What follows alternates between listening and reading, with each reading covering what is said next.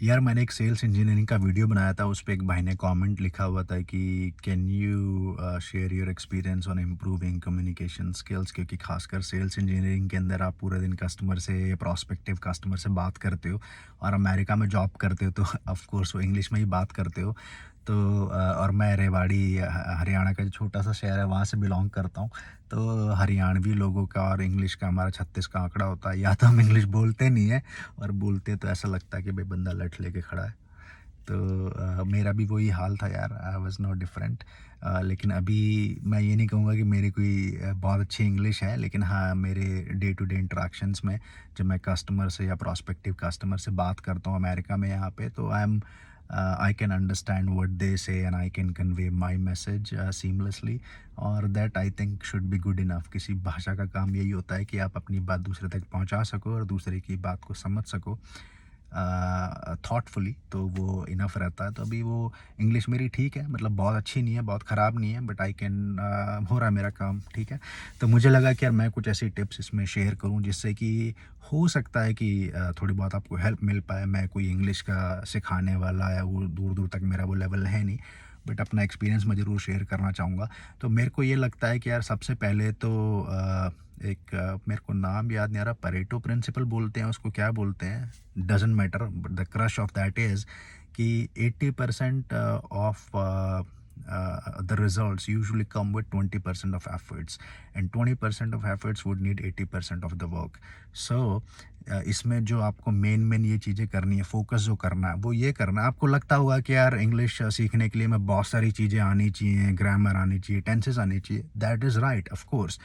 but instead of starting from tenses and grammar and paying too much attention on that, it may take you a long time if you go that route. So instead of that, what you should do is एक अपने note pad लो और उसमें 8-10 अलग अलग pages बनाओ, ठीक है। एक पेज में, और मैं ये जो वीडियो में एज्यूम कर रहा हूँ कि आप ऑलरेडी H1 पे हो, जॉब करते हो या इंडिया में भी हो और जॉब करते हो, और उस आपको अपनी बिजनेस इंग्लिश अच्छी करनी है ताकि आप अपने कस्टमर से, अपने ऑफिस में अपने प्रोस्पेक्टिव कस्टमर से अच्छे से इंटरेक्ट कर पाओ। तो आपको नोट पेजेस में डिफरेंट अपने फेजेस के बारे में लिखना है। For example, if you start observing कि अब आप कस्टमर के साथ कॉल पे हो, तो आप या आपका मैनेजर और आपका कस्टमर क्या बात करते हैं आपस में, जब आप उन चीज़ों को हिंदी में लिखना शुरू करोगे। फॉर एग्जांपल, आप लिखोगे कि जब भी कॉल स्टार्ट होता है तो वो पूछा जाता है कि कैसा चल रहा है सब, और कहाँ पे आप हो, वेदर कैसा है वहाँ पे, ये कुछ स्मॉल टॉक्स होते हैं। उसके बाद अगर किसी चीज़ के बारे में कस्टमर पूछ रहा है कि आपके सॉफ्टवेयर में ये फीचर है या नहीं है, तो यूजुअली आप एक अच्छे तरीके से रिप्लाई करते हो कि my apologies, we do not have this functionality as of today, but a few customers like you requested it, and our teams are considering it. So hopefully, I mean, we don't have any timeline yet, but hopefully, we may launch this functionality in coming few months. ठीक है, तो ये एक तरह से आपका answer हो गया अगर कस्टमर ने आपसे सवाल पूछा है कि भाई ये फीचर आपके प्रोडक्ट में है या नहीं है उसके बारे में। तो मेरा कहने का मतलब है कि सारे वो सवाल लिखो जो आप ऑब्जर्व करते हो कि यूजुअल कस्टमर इंटरेक्शन में होता है, और आप धीरे धीरे नोटिस करना शुरू करोगे ये चीज़ कि यार 80% ऑफ द टाइम्स आई से द सेम थिंग और customer will ask me the same thing. 20% cases में ऐसा होगा कस्टमर कुछ नया पूछेगा, वरना रोज़मर्रा में सब जगह वही बातें होंगी। और आप अगर नौकरी से बाहर के फेज़ में आ जाओ, लेट्स से आप एक हाउसवाइफ हो, अगर आप रेस्टोरेंट में जाते हो कुछ ऑर्डर करने के लिए, या आपके घर पे अगर गेस्ट आते हैं, तो वो भी आप ऑब्जर्व करोगे कि हर बार आप एक तरह की ही बातें करते हो। इंग्लिश को अगर छोड़ दे थोड़ी देर के लिए, तो हिंदी में फॉर एग्जांपल आपके घर पे अगर गेस्ट आ रहे हैं तो आप उनसे क्या पूछते हो? आप पूछते हो कि ओ वेलकम, बहुत दिनों बाद आना हुआ, आप तो हमें भूल ही गए हैं, आपको घर ढूंढने में कोई दिक्कत तो नहीं आई, रास्ते में कोई ट्रैफिक तो नहीं था, क्या आप चाय लेंगे या कॉफ़ी, या हमेशा की तरह एक बना दें पटियाला पैक या कुछ भी ऐसे।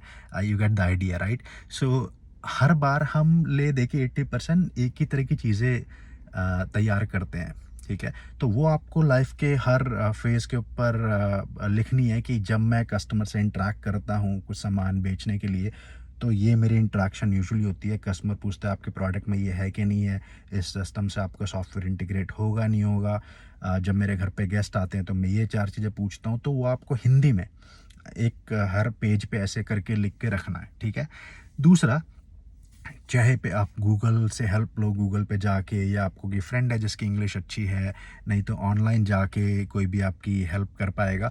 आपका ऑब्जेक्टिव है कि जो आपने हिंदी में जो लिखे हैं सेंटेंसेस जो आप यूज़ करते हो स्पेसिफिक फेज में, उसके नीचे उसकी इंग्लिश लिखना, और एक अच्छे तरीके से लिखना जिससे कि सामने वाले को सुन के बहुत अच्छा लगे, है ना। एक ही चीज़ अगर हिंदी में बोलते हैं हम, तो हिंदी में बोलने के दो तरीके होते हैं, है ना। एक तो आप पूछोगे कि हाँ भाई चाय बनाई जाए या लस्सी पीनी है, और एक आप और अच्छे तरीके से पूछते हो कि यार आज तो आप बहुत दिनों बाद आए हैं, आप बताइए क्या लेंगे, चाय, लस्सी, कॉफ़ी, कुछ भी। तो तरीका थोड़ा अलग हो जाता है, तो सामने वाले को अच्छे तरीके से सुनने में मज़ा आता है। तो कस्टमर को एक तो मैं ये बोल दूँ कि यार I am sorry, I do not, we do not have this feature in our software, what else. और दूसरा ये बोलूँ मैं कि यार I understand, and not just you, other customers have been asking for this too, so we do get it and we are actually working on it, so rest assured till the time when it comes to your implementation, we might have this feature in place। तो ये उसी चीज़ को कहने का थोड़ा सा अच्छा तरीका हो गया।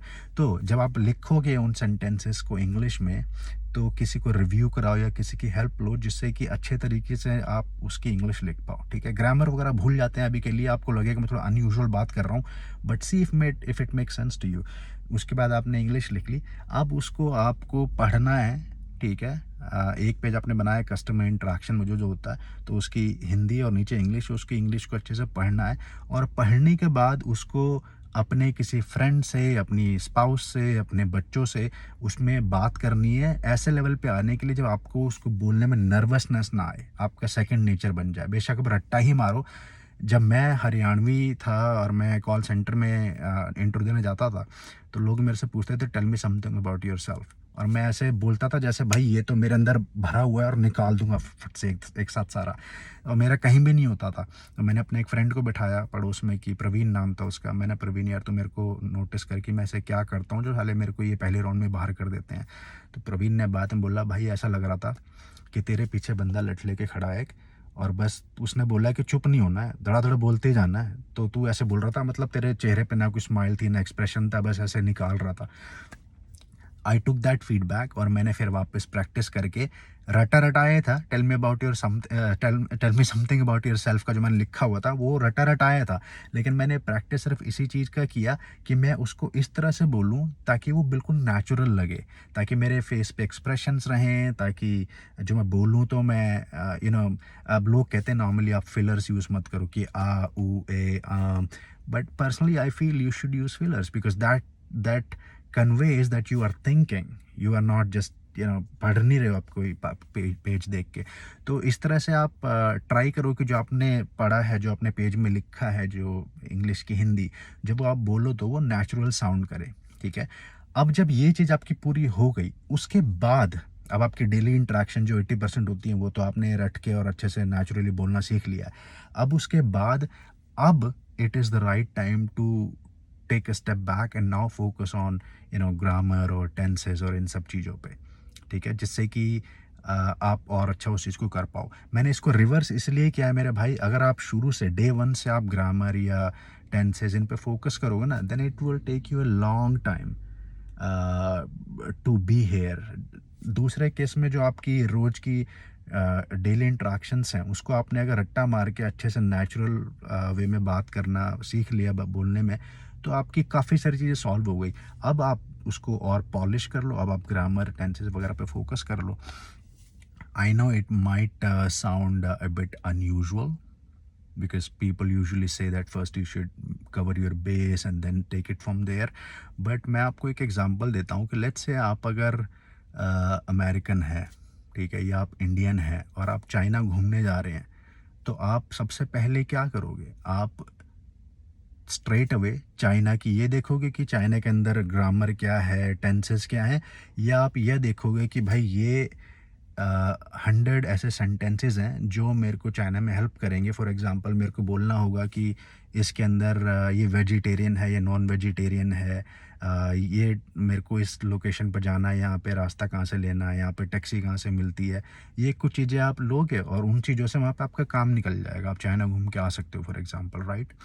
तो सेम यहाँ पे भी मैंने खुद में वही अप्लाई किया।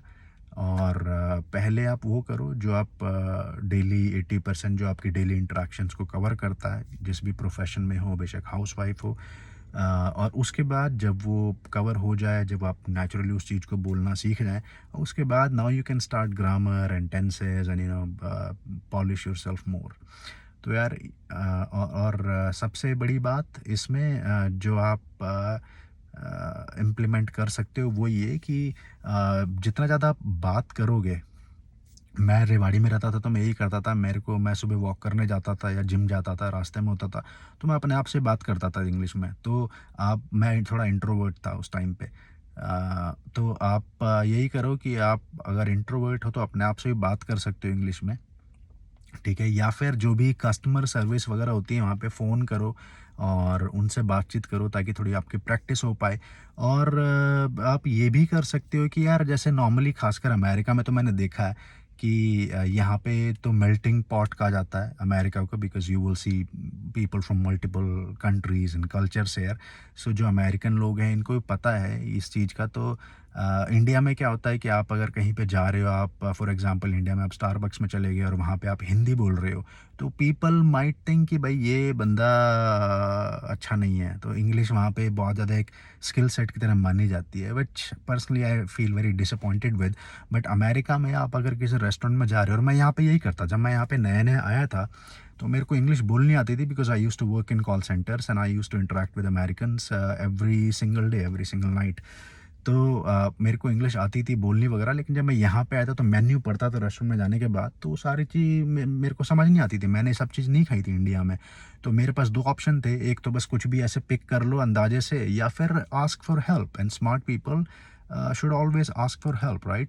तो मैं वहाँ पे जाके नर्वस ना हूँ, इसलिए सबसे पहले मैं ये आप भी एग्जीक्यूट कर सकते हो इस चीज़ को, ताकि आपको नर्वसनेस कब आती है, when you are trying to when you are expecting good performance from yourself, या आपको लगता है कि सामने वाला मेरे बारे में क्या सोचेगा अगर मैं अच्छी इंग्लिश नहीं बोलूँगा, तो आप अपने आप को प्रेशराइज कर रहे हो।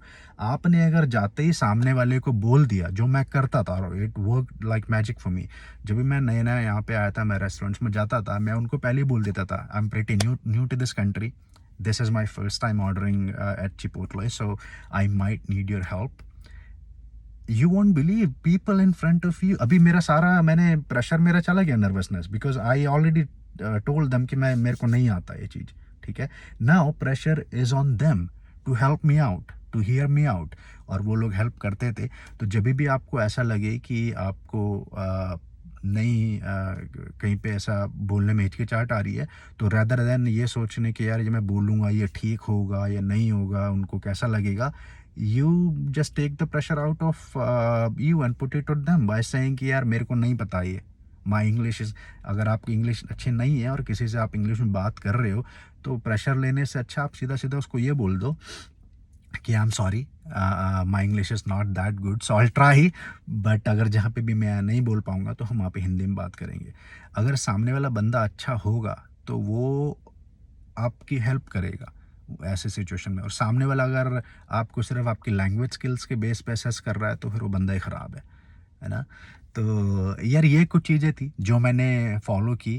होपफुली आपको इसमें सेंस अगर लगा हो तो आप इसको इम्प्लीमेंट कर सकते हो, नहीं लगा हो तो मेरे भाई फिर कोई बात नहीं, यूट्यूब पे तो 5-6 लाख वीडियो तो होंगे इंग्लिश सिखाने वाले लोगों के बारे में। चलो यार चलो यार, टेक केयर। आप जहाँ भी रहें खुश रहें, तनाव ना लें, H1B को लेवरेज करते रहें। इसी के साथ मिलते हैं अगले किसी वीडियो में। Take care, bye bye.